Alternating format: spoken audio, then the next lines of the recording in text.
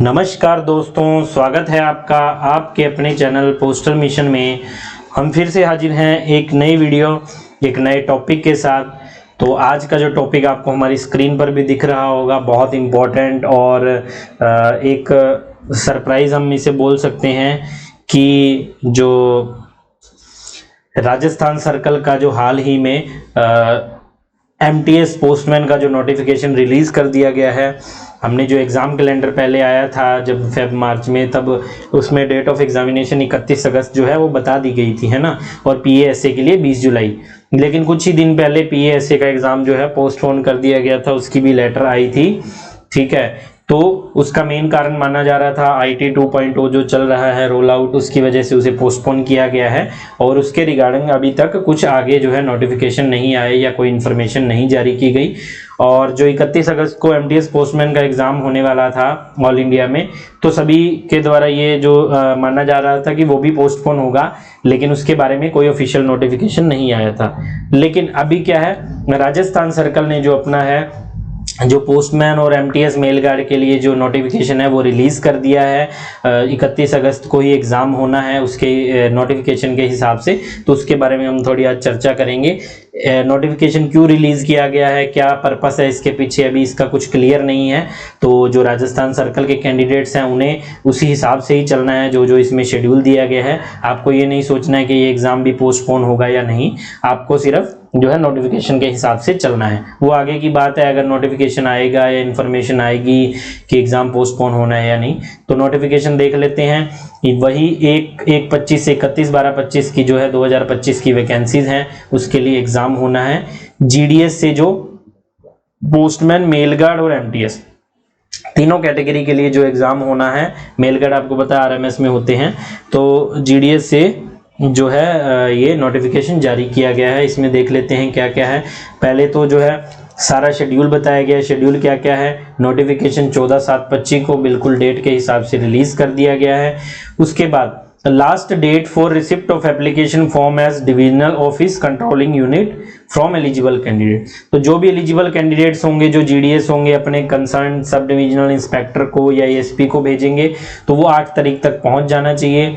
और जो भी फॉर्म्स आए हैं आगे डिविजनल हेड के द्वारा, सब डिविजनल हेड के द्वारा डिवीजन में जाएंगे और डिवीजन के द्वारा 13/8/25 को जो है वो रीजनल ऑफिस में पहुंच जाने चाहिए। उसके बाद रीजनल ऑफिस के द्वारा जो नोडल ऑफिसर जो होता है एग्जाम से रिलेटेड, जो भी सारा चार्ज उसके पास ही होता है, तो नोडल ऑफिसर के पास 19/8/25 को वो पहुंच जाने चाहिए। उसके बाद 25/8/25 को जो है जो भी एडमिट कार्ड है, जो भी एडमिट कार्ड इशू कर दिए जाएंगे सभी को, वो डिविजन्स में भेज दिए जाएंगे और डिविजन्स द्वारा सब डिवीजन में और सब डिवीजन द्वारा कैंडिडेट्स को दे दिए जाएंगे। तो 1-2 दिन तक सभी को मिल जाते हैं और 31 को जो एग्ज़ाम होना है, ठीक है। एग्ज़ाम एक ही दिन हो जाना है, कोई 2-3 दिन में एग्ज़ाम नहीं होगा। तो एग्ज़ाम संडे को ही होता है, हमें पता है। एग्ज़ाम का टाइम है 10 बजे। पेपर 1, 2 और 3 फॉर पोस्टमैन, मेल गार्ड और पेपर 1 फॉर मल्टीटास्किंग। हमें पता है एमटीएस के लिए तो एक ही पेपर होता है, पेपर 1, है ना, जो 100 मार्क्स का होगा, जिसमें 50 क्वेश्चन होंगे। पोस्टमैन के लिए पेपर 2 भी होता है, पेपर 1 तो सेम ही रहेगा जो एमटीएस वाला है। फिर एमटीएस वाले कैंडिडेट वहां से चले जाएंगे, फिर पोस्टमैन वाले पेपर 2 देंगे जो 50 मार्क्स का होगा, जिसमें 25 क्वेश्चन होते हैं, है ना। ये एग्जाम पैटर्न में हमने आपको बताया हुआ है, आप वीडियो देख भी सकते हैं अगर आपको डाउट होगा।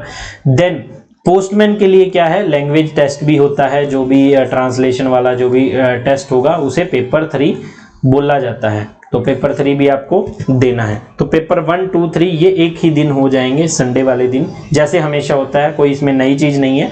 मैं फिर भी रिपीट कर रहा हूँ कि अगर कुछ कैंडिडेट्स जो पहली बार एग्जाम दे रहे हैं उन्हें ना पता हो, जिन्होंने पहले दिया है उन्हें सब चीज़ पता है। तो इसमें किसी भी तरह का कोई भी बदलाव नहीं किया गया है। एमटीएस के लिए सिर्फ पेपर 1 ही होगा, है ना। आगे है तो वैकेंसीज के बारे में है पॉइंट 2।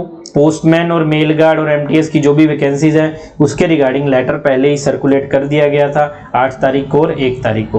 तो ये आपको डिविजन्स के द्वारा आपको पता लग गया होगा, जो राजस्थान सर्कल के कैंडिडेट्स हैं उन्हें पता लग गया होगा वैकेंसीज कितनी है।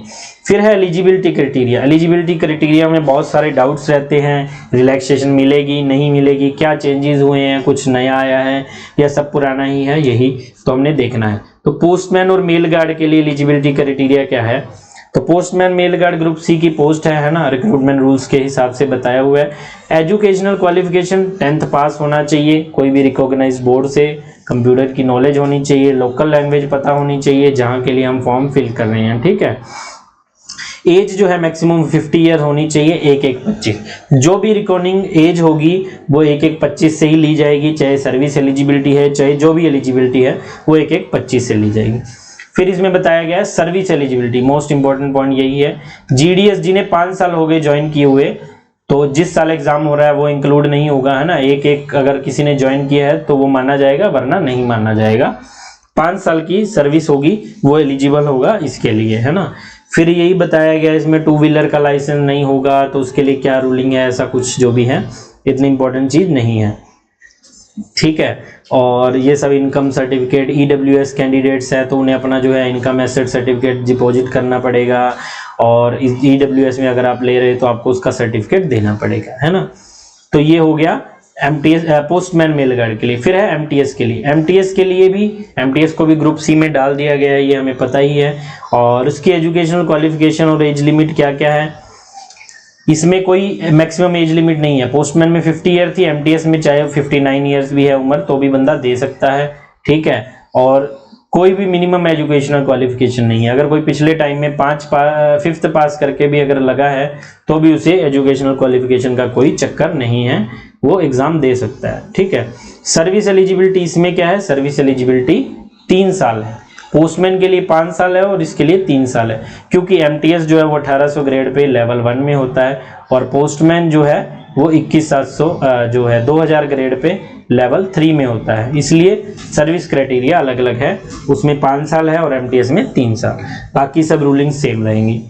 फिर है pattern and syllabus. Pattern and syllabus of examination, इसमें अलग अलग लेटर्स के वाइज बताया हुआ है कि जो है एमटीएस के पेपर में लैंग्वेज का पेपर खत्म कर दिया गया था, है ना, और बाकी पोस्टमैन के एग्जाम के लिए लैंग्वेज का पेपर होगा, वो सब बताया गया है। फिर है पेपर 4। पेपर 4 सिर्फ पोस्टमैन का होता है। पोस्टमैन मेल गार्ड के लिए उसे डाटा एंट्री स्किल टेस्ट बोला जाता है, DEST। ये बाद में होगा, ये सेम डे नहीं होगा।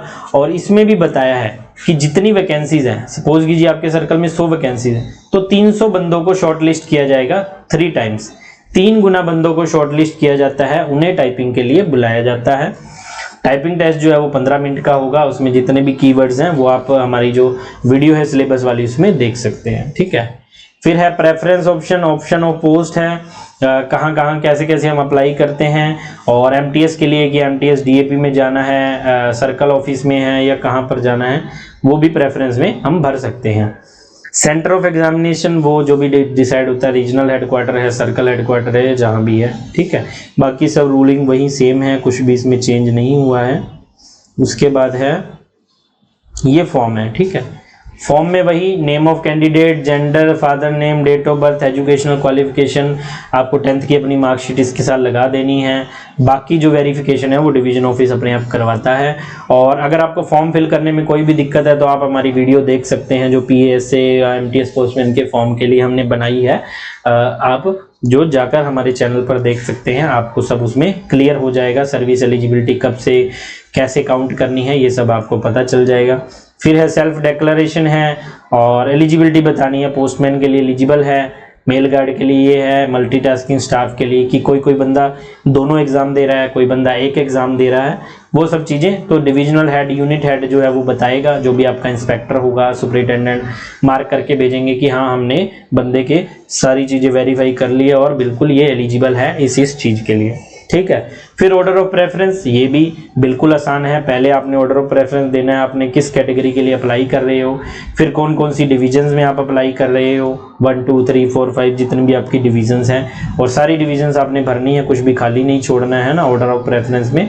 ये सब आपको हमारी वीडियो में आराम से आपको पता चल जाएगा। आप हमारी वीडियो जो है चैनल पर देख सकते हैं।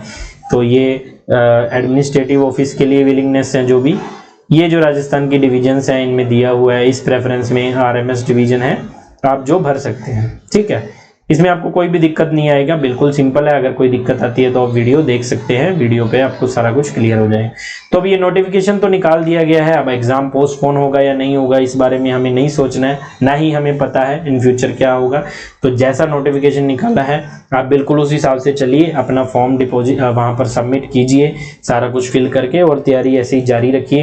हो सकता है आपका एग्जाम बिल्कुल टाइम पर ही हो, हमें नोटिफिकेशन के साथ जाना है। तो यही आज की वीडियो में बताने का पर्पस था मेन, और मिलेंगे अगली वीडियो में। तब तक के लिए हंसते रहिए, मुस्कुराते रहिए, खुश रहिए। धन्यवाद।